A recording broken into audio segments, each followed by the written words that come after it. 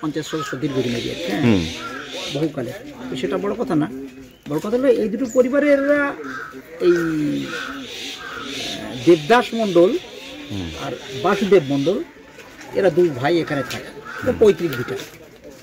এখন এদের এই ভিটাটা একটা সময় আমি নিজের সার্ভেয়ার, কিন্তু অন্য সার্ভেয়ার দিয়ে, যেহেতু এরা পূর্ব থেকে এদের অসন্তুষ্টি, ফলে আমি অন্য সার্ভেয়ার দিয়ে, অন্য আমিন দিয়ে মাপ করে দিলাম যে অন্য আমিন দিয়ে মাপ কর, আমি এটা যাবো না, যেহেতু আমার ফাঁসে বাড়ি।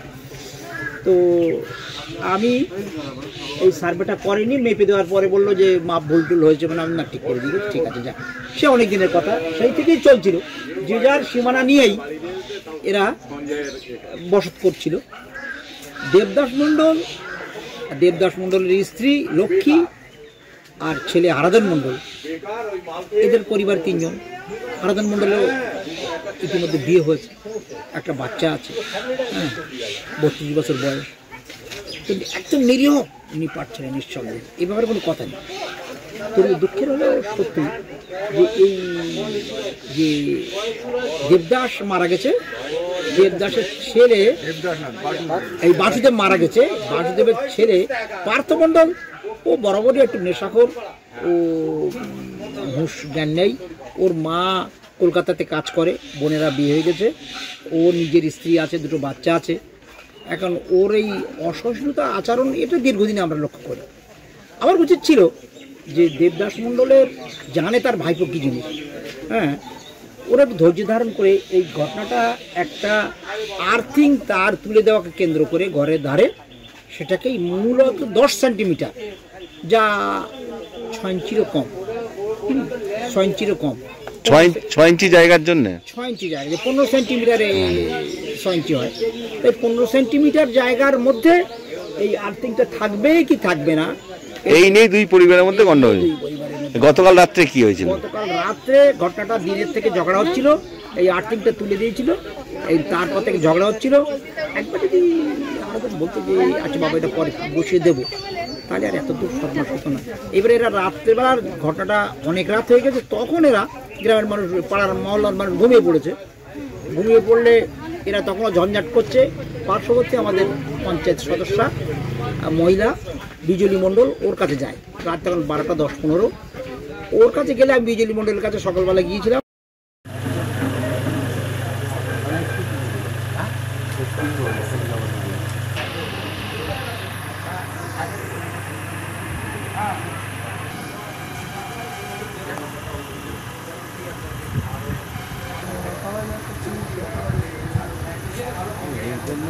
ব্যাপারটা হয়েছে কি, জমি নিয়েই মেন ব্যাপার, এই 4 আঙুল জায়গা নিয়েই মানে এই সমস্যাটা, আর্থিং নিয়েই সমস্যা। দীর্ঘ 3-4 দিন ধরে একটা আর্থিং নিয়ে ঝামেলা হয়, ঝামেলা হতে হতে কালকে ওই বিষয়ে করে মানে ওইটা আকারটা বড় নেয়, বড় নিয়ে রাত্রিরে মেম্বারের কাছে গিয়েছিলেন। মেম্বার বললো কি দেখো আজকে এখন আর এর মধ্যে আজ হবে না, হ্যাঁ, তোমরা কালকে সকালে এসো, সকালে এসে যেটা ফয়সালা হবে এটা মিটিয়ে দেবো। তার মধ্যে আস্তে আস্তে এটা কি হয়েছিল রাত্রিবেলায়? রাত্রি মানে ওই আকর্ষণ যেরকম, মানে উভয় পক্ষে দুজনের সাথে, হ্যাঁ, মেজো ভাই আর ছোট ভাই, হ্যাঁ, ছেলে আর কাকা, আচ্ছা, ভাইপো আর কাকা নিয়ে ঝামেলাটা। তারপরে ঝামেলাটা হতে হতে বাসায়, তারপরে এক কথা নেই দু কথা নেই, এরকম ঝামেলা হতে হতে তারপরে লাস্টে, হ্যাঁ, এই ইট মারে, হ্যাঁ, ও বাঁশ ছোড়ে, এরকম ছুটতে ছুটতে তারপরে রাগের মাথায় বাড়ি মারে, 3টে ওইখানেই পড়ে যায়। মাথায় কি দিয়ে বাড়ি মারে? বাঁশের বাড়ি মারে। যিনি ওইখানে মারা গেল নাকি? না, এখানে আবার এখান থেকে হসপিটালে যেতে যেতে রাস্তায় মারা গেছে। না, হসপিটাল থেকে ধান্যকুড়িয়াতে ট্রান্সফার করেছিল। যিনি মারা গেছেন ওনার নাম কি? ওনার নাম আরাধন মণ্ডল। বয়স কত? বয়স 32 বছর। আর আহত কজন? আহত 2জন। দুপক্ষরই নাকি? না, এক পক্ষরই। পুলিশ কি কাউকে ধরেছে? হ্যাঁ, পুলিশ কজনকে ধরেছে? 2জনকে ধরে, স্বামী স্ত্রী। শুধু জমি নিয়ে একদম পারিবারিক সম্পত্তি, যেটা জমি নিয়ে একদম এরকম একটা ঘটনা, কি বলবেন? নিন্দাজনক না, একদম পাড়ার বদনাম আমাদের।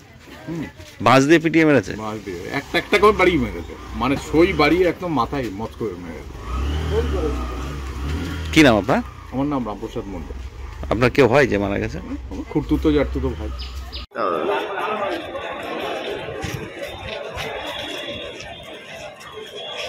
কোনো কিছু হবে নাকি?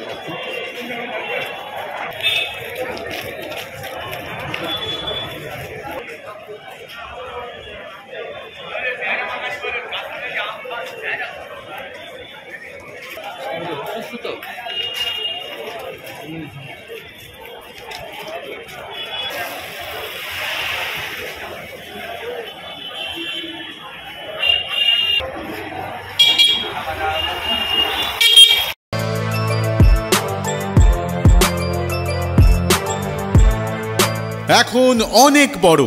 শ্রী লেদার্স, হাওড়া ময়দান। আপনি কি জটিল কিছু সমস্যায় ভুগছেন? সমাধান পেতে চান? যোগাযোগ করুন প্রখ্যাত জ্যোতিষ ও তান্ত্রিক মনসারাম ভট্টাচার্যের কন্যা মনসা কন্যার সাথে। প্রখ্যাত জ্যোতিষ ও তান্ত্রিক মনসা কন্যা হাওড়া জানবাড়ি ও হাতিবাগানের নিজস্ব মন্দিরেও বসেন।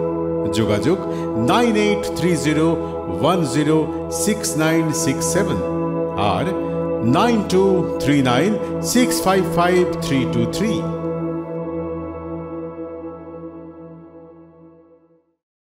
কলার তুলে নয়, বুক চিতিয়ে চলা।